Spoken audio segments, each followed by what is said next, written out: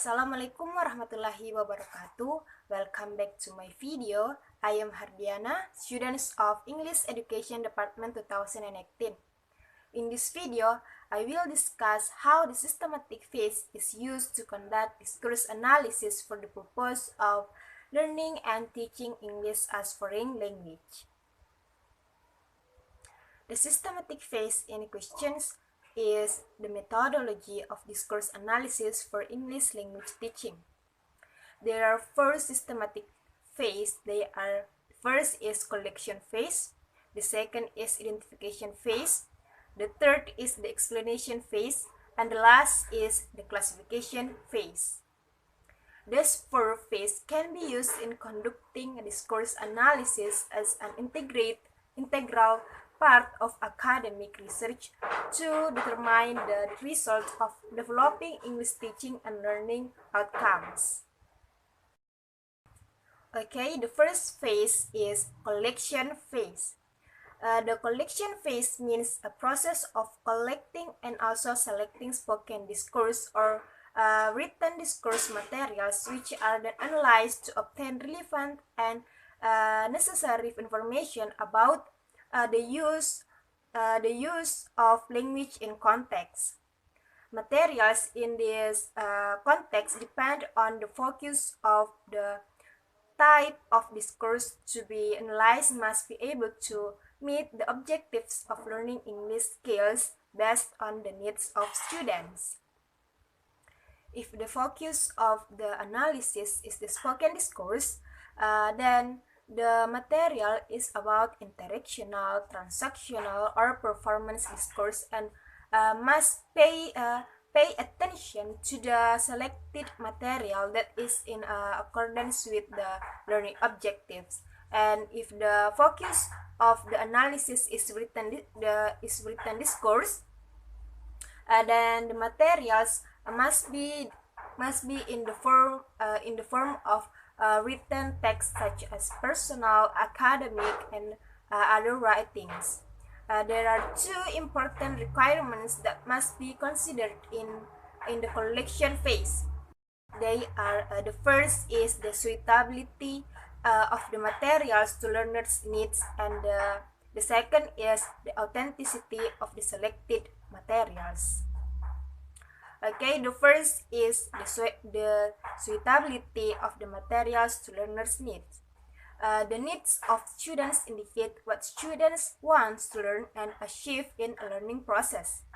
What they want to learn means that students inform the teacher about the type of materials that students want to learn in learning. Then, what students want to achieve shows the expected learning outcomes obtained after learning, such as motivation.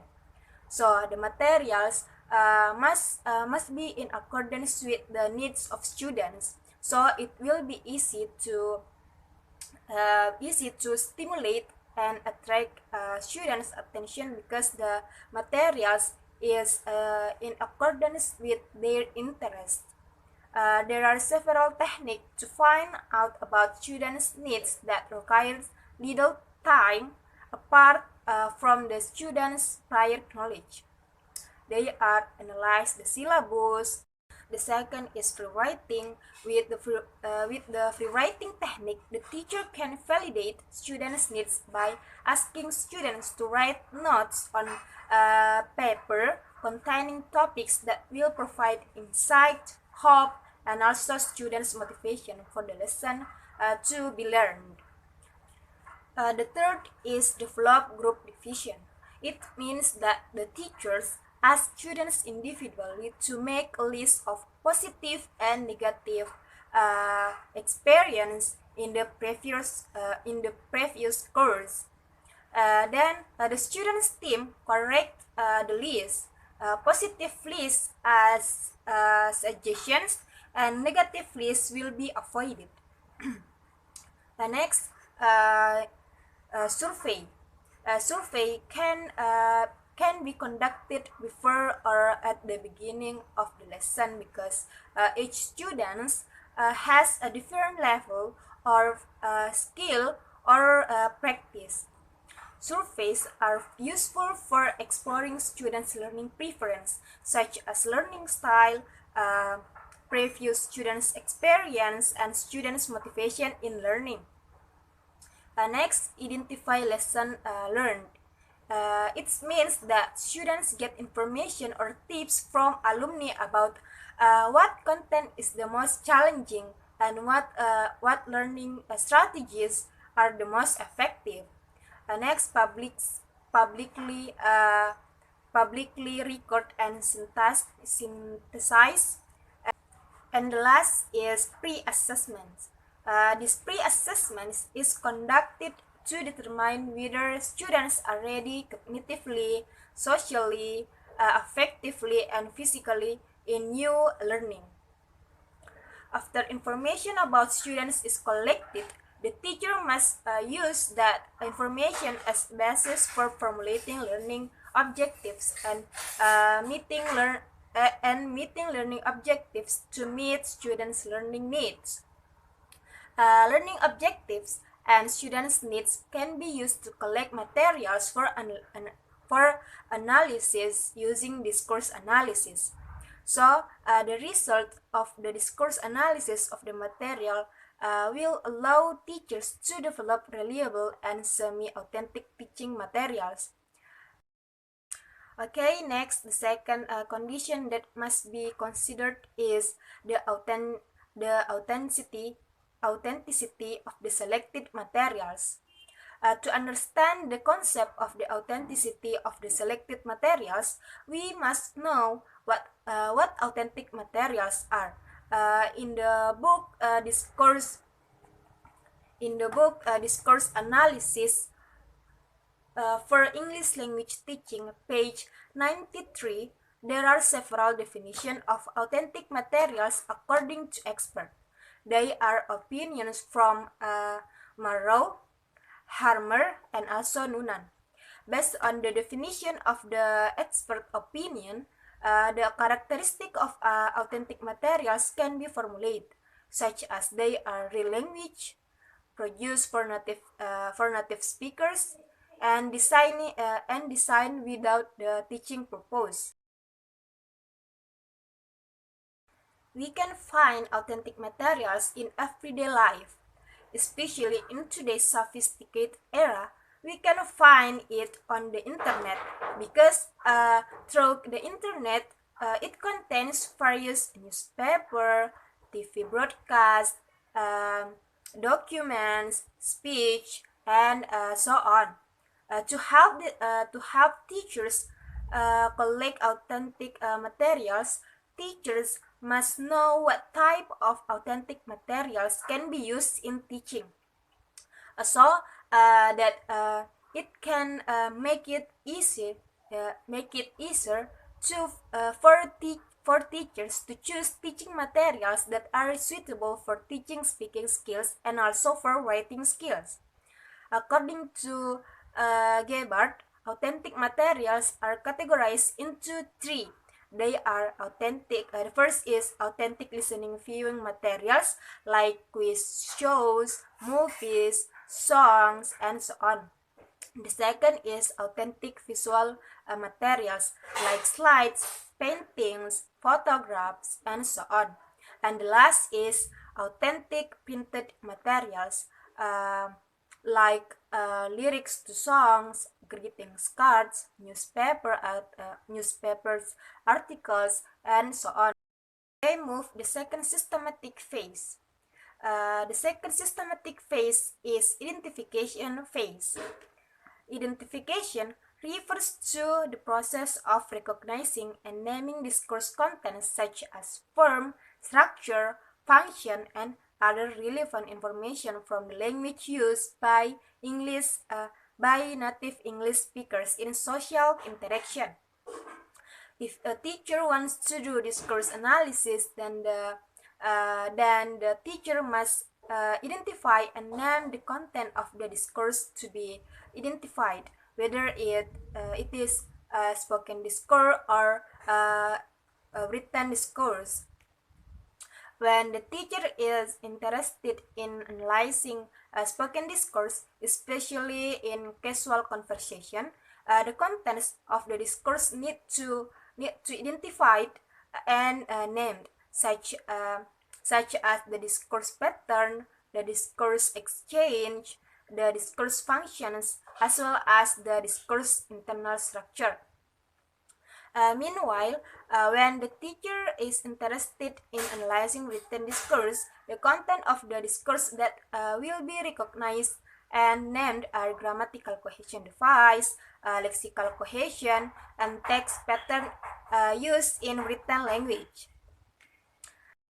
Okay, the example of identifying the content of spoken discourse is based on Sinclair and Coulthard by conducting discourse analysis on casual conversation.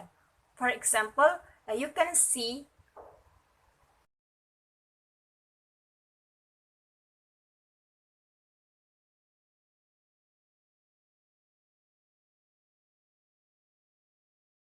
Okay, let's move to the third systematic phase. The third systematic phase is explanation phase. The explanation phase means the process of making the results of discourse analysis clear by telling a description of the relevant components of the culture in the discourse, both speaking and writing. There are two ways to get in explanation of cultural information. The first is looking for information through the internet. You can use internet, and the second is interviewing native English speakers.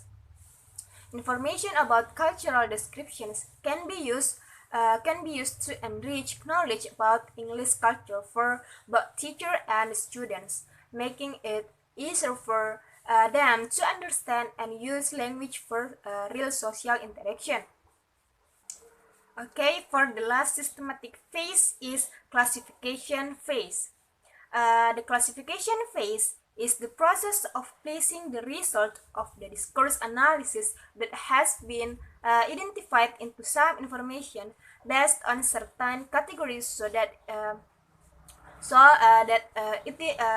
it is easier to understand. Then the results of the analysis are grouped into a table that contains all the results that have been identified and described from a cultural point of view.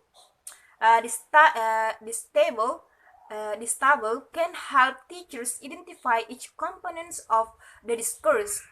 When teachers will use this information to prepare teaching materials, they will be easily to find information that match what they need.